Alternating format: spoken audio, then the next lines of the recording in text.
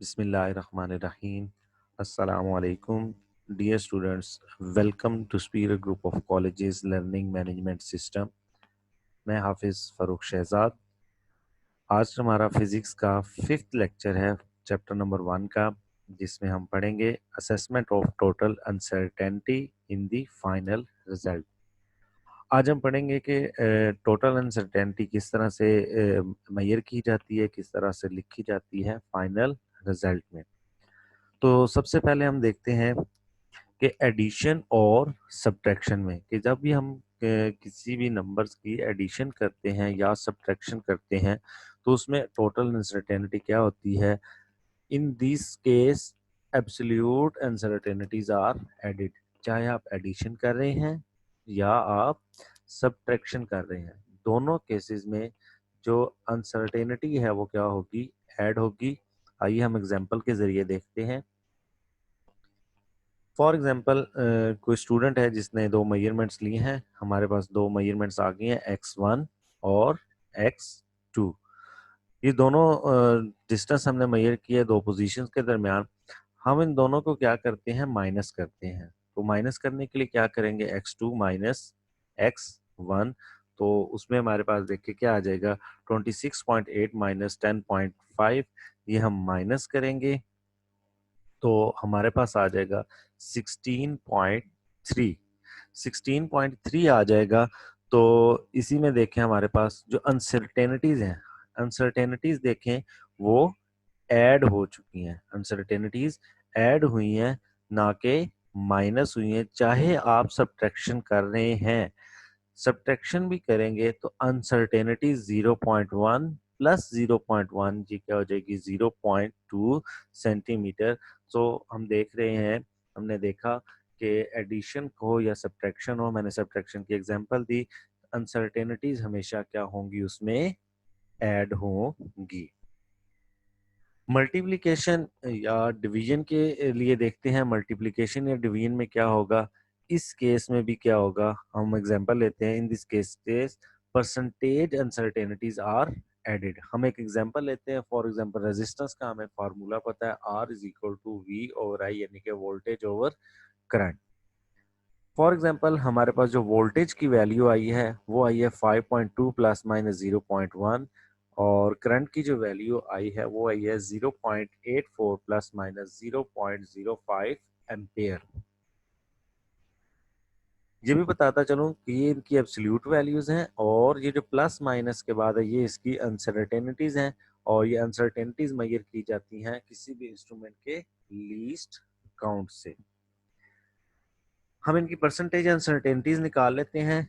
Percentage uncertainty यानी कि fractional uncertainty और परसेंटेज अनसर्टेनिटी निकालना हमने लास्ट लेक्चर में सीखा था। तो ये उस तरह हमने दोनों की परसेंटेज अनसर्टेनिटीज निकाली। अब इन दोनों की परसेंटेज अनसर्टेनिटीज को हम ऐड करेंगे तो 2% जो अनसर्टेनिटी है वो वोल्टेज में है, और 6% अनसर्टेनिटी करंट में है। तो टोटल अनसर्टेनिटी जो हो जाएगी रेजिस्टेंस की वो कितनी हो जाएगी, 8%।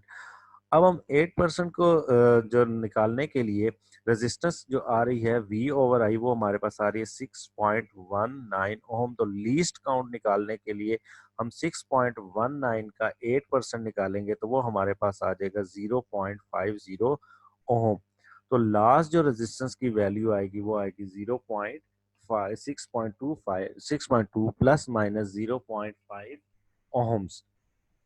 दोबारा बताता चलूं कि एडिशन, मल्टीप्लिकेशन या डिवीजन में जो परसेंटेज अनसर्टेनिटीज हैं वो ऐड होंगी, और परसेंटेज हम किसकी निकालेंगे, जो हमारे पास वैल्यू आएगी उसकी हम परसेंटेज निकाल के वो वाली अनसर्टेनिटी हम ऐड कर देंगे। पावर फैक्टर के लिए देखते हैं कि अगर किसी मेजरमेंट में पावर का फैक्टर आ जाता है तो उसमें अनसर्टेनिटी से क्या होगा। For power factor we multiply the percentage uncertainty by that power. जो भी उस क्वांटिटी की पावर होगी उस पावर के साथ हम क्या करेंगे, जो भी अनसर्टेनिटी होगी परसेंटेज अनसर्टेनिटी, हम उसको उसके साथ मल्टीप्लाई कर देंगे। आइए एक एग्जांपल के जरिए सीखते हैं। फॉर एग्जांपल ये वॉल्यूम ऑफ स्फीयर है 4/3 पाई आर क्यूब। अब percentage uncertainty v is equal to volume की जो होगी 3 multiply by uncertainty in r, क्योंकि बाकी तो कांस्टेंट है 4/3 भी और पाई भी। अनसर्टेनिटी जो आ सकती है वो रेडियस के मेजरमेंट में आ सकती है। तो रेडियस में देखें तो हमारे पास रेडियस की पावर 3 शो हो रही है। तो जो भी अनसर्टेनिटी आएगी उसको हम 3 से मल्टीप्लाई कर देंगे, तो ये पावर फैक्टर में अनसर्टेनिटी ऐड करने का मेथड होगा। एग्जाम्पल देखते हैं। फॉर एग्जाम्पल हमने एक रेडियस मेजर किया है, जो आर हमारे पास आया है वो 2.25 आया है, और हमने जिस इंस्ट्रूमेंट से मेजर किया उसका लीस्ट काउंट है 0.01। तो परसेंटेज अनसर्टेनिटी हमने सीखी हुई है, कैसे निकालते हैं। तो परसेंटेज अनसर्टेनिटी इसकी आ जाएगी 0.4%।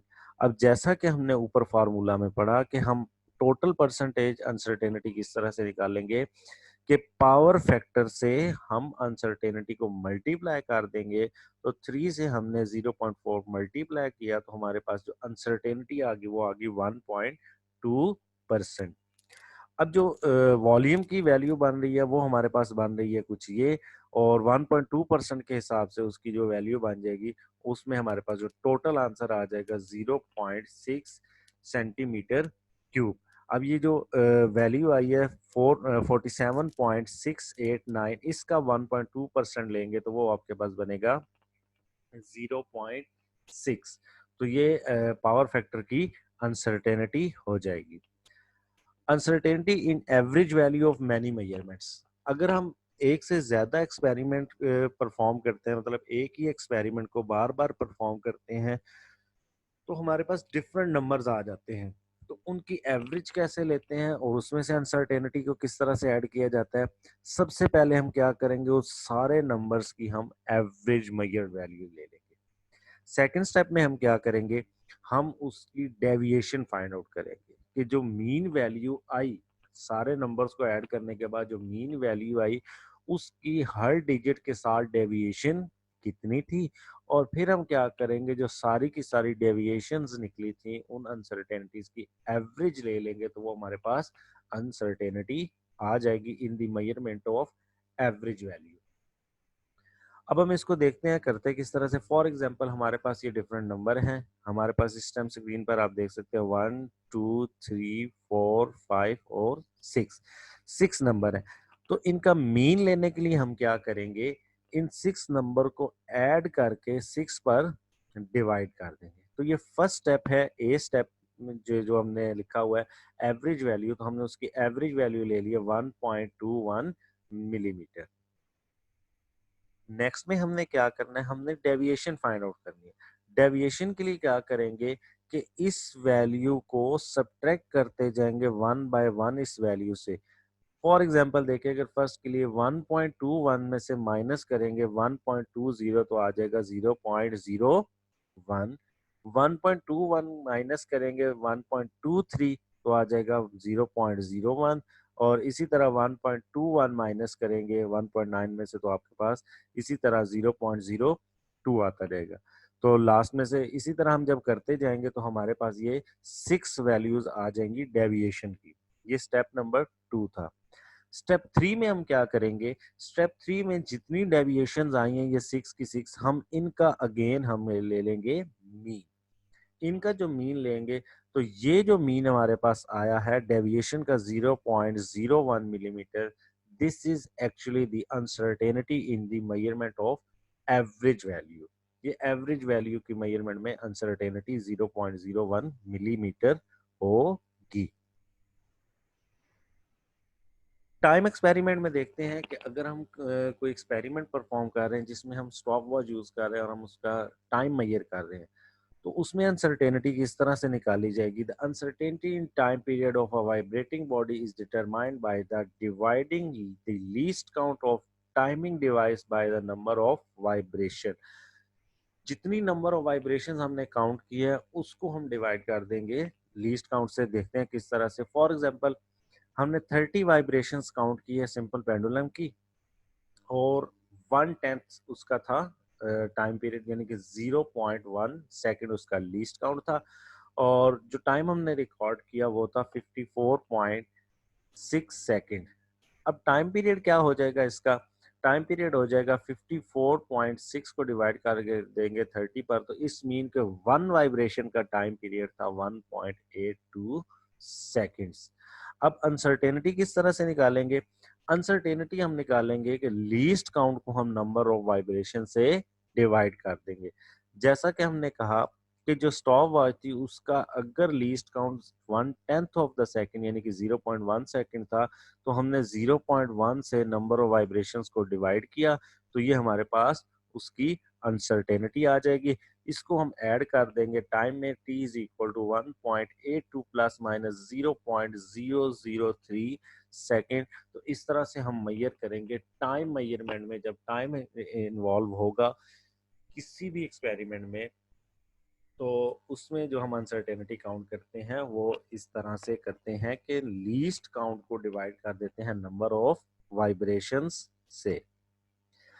पास्ट पेपर्स में देख लेते हैं कुछ क्वेश्चंस। फर्स्ट एमसीक्यूज देखते हैं। Error in the measurement of radius of sphere 1%, the error in the calculated value of its area is. Gujranwala board में 2018 में ये क्वेश्चन आया है। तो अब एरिया है तो रेडियस का क्या होगा? स्केयर। तो हमने अभी पढ़ा है पावर फैक्टर आ गया, तो जो अनसर्टेनिटी होगी उसको पावर से मल्टीप्लाई कर देंगे, तो करेक्ट आंसर होगा आर स्केयर। तो आर स्केयर के हिसाब से करेक्ट आंसर बी होगा, क्योंकि 1% अनसर्टेनिटी है, 2 से मल्टीप्लाई करेंगे तो ये 2% हो जाएगा।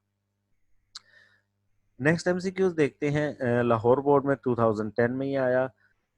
दो मेजरमेंट्स हैं हमारे पास, x1 और x2। इन दोनों को हमने माइनस किया, तो माइनस करके हमारे पास क्या आंसर आता है? 26.8 माइनस 10.5।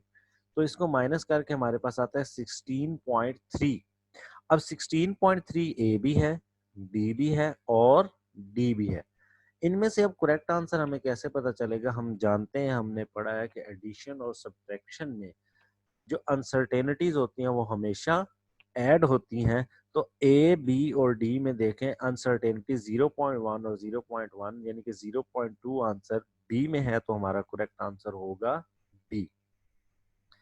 कुछ शॉर्ट क्वेश्चंस देखते हैं। शॉर्ट क्वेश्चन में पहला शॉर्ट क्वेश्चन हमारे पास है, add the masses given in kilogram up to appropriate precision. तो 4 नंबर्स हैं, तो इनको अप्रोप्रिएट प्रिसीजन तक हमने मैयर करना है। लाहौर बोर्ड में 2009 और 2018 में ये क्वेश्चन 2 बार आ चुका है। दूसरा क्वेश्चन है, the length of and the width of rectangular plate are 15.3 centimetre and 12.80 centimetre respectively. Find the area of the plate up to correct significant figure. तो लेंथ और विड्थ गिवन है, इनको मल्टीप्लाई करके इनका एरिया आ जाएगा और इसके सिग्निफिकेंट फिगर तक, अप टू सिग्निफिकेंट फिगर हम इसकी वैल्यू निकाल लेंगे। लाहौर बोर्ड में 2010 और 2014 में क्वेश्चन रिपीट हो चुका है और सरगोदा बोर्ड में एक क्वेश्चन 2010 में आया है। तो ये तो हमारा था आज का लेक्चर, जिसमें हमने देखा कि टोटल मेजरमेंट में अनसर्टेनिटीज को किस तरह से असेस किया जाता है। तो नेक्स्ट लेक्चर जो हमारा होगा वो होगा डायमेंशनल एनालिसिस का। उसमें हम देखेंगे कि डायमेंशन क्या होती है, उनका एनालिसिस क्या होता है। जज़ाकल्लाह।